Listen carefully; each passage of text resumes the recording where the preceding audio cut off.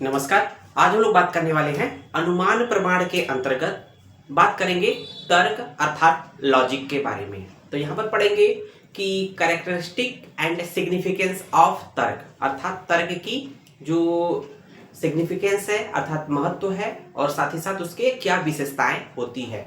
तो आइए देखते हैं तर्क क्या होता है। तर्क का मतलब लॉजिक। अनुमान प्रमाण को अगर समझना है तो तर्क को समझना बहुत जरूरी है।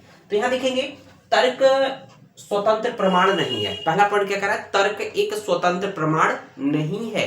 हम लोग बात कर रहे हैं प्रमाण के अंतर्गत, तो तर्क की बात कर रहे हैं, एक स्वतंत्र प्रमाण नहीं है। तो स्वतंत्र प्रमाण नहीं तो है क्या तर्क? तो न्याय दर्शन में तर्क को पदार्थ के रूप में वर्णित किया गया है। तो न्याय दर्शन में तर्क को एज ए पदार्थ के रूप में वर्णन किया गया है। न्याय दर्शन के लेखक कमेंट बॉक्स में जरूर बताइएगा बच्चों, न्याय दर्शन के लेखक। हम लोगों ने इसको ट्रिक बताया था, न्याय करेंगे है ना, डैश डैश डैश, तो हम लोगों ने याद कराया था। देखेंगे मोक्ष की प्राप्ति में, मोक्ष की प्राप्ति अर्थात जो परमात्मा होती, जो आत्मा है, वो शरीर को छोड़कर, मतलब शरीर को छोड़ जाए, जीवन मरण के चक्कर में छोड़कर हट जाए, तो उसको हम लोग मोक्ष बोलते हैं। मोक्ष की प्राप्ति में तथा यथार्थ ज्ञान के लिए तर्क का होना आवश्यक होता है। तो यथार्थ ज्ञान का मतलब क्या है कि जो चीज जैसे है उसी रूप में जानना, मतलब यथार्थ ज्ञान है। उसी को हम लोग क्या बोलते हैं, प्रमा, है ना, प्रमा। अगर अंधेरे में हम लोग क्या देखते हैं, जैसे रास्ते में चल रहे हैं या किसी रूम में देख रहे हैं, लाइट नहीं है, अगर कोई रस्सी पड़ी हुई है, मतलब कोई सांप जैसी या रस्सी जैसी स्ट्रक्चर से, दिमाग में क्या आएगा, या तो सांप है या रस्सी है ना। तो लेकिन अब वो सांप है या रस्सी है कैसे पता चलेगा? तो वहां पर लॉजिक लगाएंगे, तर्क लगाएंगे, है ना। तो इसका मतलब सर्प होगा तो क्या होगा, सर्प होगा तो मूवमेंट करेगा, इधर उधर भागेगा।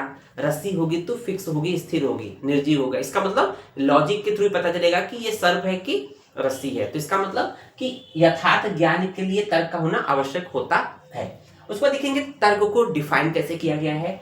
अविज्ञात तत्वे, अविज्ञात तत्वे अर्थे कारणों उपपत्ति उपपत्ति तत्व ज्ञान अर्थ समूह तर्क, ऊह तर्क अर्थात अविज्ञात तत्व। देखेंगे यहाँ पर पॉइंट क्या है, अविज्ञात, अविज्ञात अर्थात न जाने हुए किसी विषय, तत्व, है ना। अविज्ञात तत्व मतलब न जाने हुए किसी विषय के तत्व को उचित प्रकार से समझने के लिए, मतलब जिस विषय के को हम लोग नहीं जानते हैं, न जाने हुए विषय के तत्व को उचित प्रकार से समझने के लिए कारण और उत्पत्ति पूर्वक विचार विमर्श करना तर्क कहलाता है। तो मतलब तर्क क्या है कि किसी भी पॉइंट के बारे में नहीं जानते हैं, उसके विषय में हम लोग अगर विचार विमर्श कर रहे हैं तो उस विचार विमर्श को क्या बोलते हैं, तर्क बोलते हैं, है ना।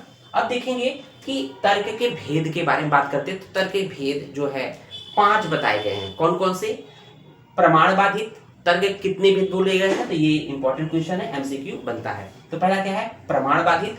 दूसरा क्या है, आत्म आश्रय, प्रमाण बाधित, आत्म आश्रय, अन्योन्य आश्रय, चक्र का आश्रय और अनअवस्था। तो ये कुछ 5 भेद तर्क के बोले गए हैं। तर्क के भेद जानने के बाद हम लोग देखते हैं कि तर्क का क्या इंपॉर्टेंस है, महत्व है। तो यहाँ देखेंगे तर्क का महत्व, सिग्निफिकेंस ऑफ तर्क। तर्क के महत्व को समझने के लिए हम लोग निम्न कुछ बिंदुओं को हम लोग देखेंगे, तो निम्न तथ्यों के आधार पर स्पष्ट किया जा सकता है। देखेंगे वो कौन कौन से पॉइंट हैं जो कि इसके सिग्निफिकेंस या महत्वता को बतलाते हैं, दर्शाते हैं। देखेंगे तर्क से प्रतिभा का स्फुरण होता है। प्रतिभा अर्थात जो किसी व्यक्ति के अंदर जो ज्ञान होता है, तो जब तक विचार विमर्श नहीं करेगा, वाद विवाद नहीं करेगा, किसी पर्टिकुलर पॉइंट के ऊपर अपना लॉजिक नहीं देगा, अपना विचार नहीं देगा, तब तक उसका ज्ञान उभर कर नहीं आएगा। इसलिए कह रहा है तर्क से किसी व्यक्ति के प्रतिभा का स्फुरण होता है, मतलब और फैलता है, ज्ञान बढ़ेगा। इसलिए कहते हैं ना, बच्चों में आपस में वाद विवाद होना चाहिए, डिस्कशन होना चाहिए। किसी पर्टिकुलर टॉपिक, कोई पर्टिकुलर टॉपिक दे दीजिए, उसका कारण पूछिए, है ना, कि ऐसा क्यों है, ये क्यों पाया जाता है, या डिफरेंट जो प्रश्न बनते हैं। आप जब क्लास में प्रश्न पूछते हैं तो बच्चे क्या होते हैं, अपने लॉजिक के अकॉर्डिंग, अपने तर्क के अकॉर्डिंग जवाब देते हैं। तो उससे क्या होता है, जो बच्चे जवाब देते हैं, भले ही गलत एक बार देते हैं, लेकिन कहीं ना कहीं वो गेस करते हैं, कहीं ना कहीं उनका एक अप्रोच बढ़ता है, उनकी प्रतिभा का विकास होता है। दूसरा पॉइंट है, तर्क जो है न्याय शास्त्र का प्रमुख विषय अर्थात पदार्थ होने से तो न्यायशास्त्र बहुत बड़ा विषय होता है ना। न्यायशास्त्र बहुत बड़ा विषय है, उसका मुख्य जो विषय है पदार्थ है तर्क होता है, तो इसलिए तर्क का बहुत ज्यादा इंपॉर्टेंस है। उसको देखेंगे वादी प्रतिवादी की विषय पुष्टि तथा शंका समाधान हेतु आवश्यक साधन है तर्क। वादी प्रतिवादी मतलब जैसे कहते हैं दो स्टूडेंट हैं, ग्रुप डिस्कशन जब होता है, ग्रुप डिस्कशन में जब एक कोई प्रश्न करता है तो उस प्रश्न के जवाब में दूसरा कोई अपना लॉजिक देके उसको वाद विवाद करते हैं, तो उसको बोलते हैं वादी प्रतिवादी की विषय पुष्टि तथा शंका समाधान हेतु आवश्यक समाधान है तर्क। और लास्ट में देखेंगे प्रमा और अप्रमा के विभेदक का ज्ञान हेतु। हम लोग ने देखा था प्रमा क्या है और अप्रमा क्या है।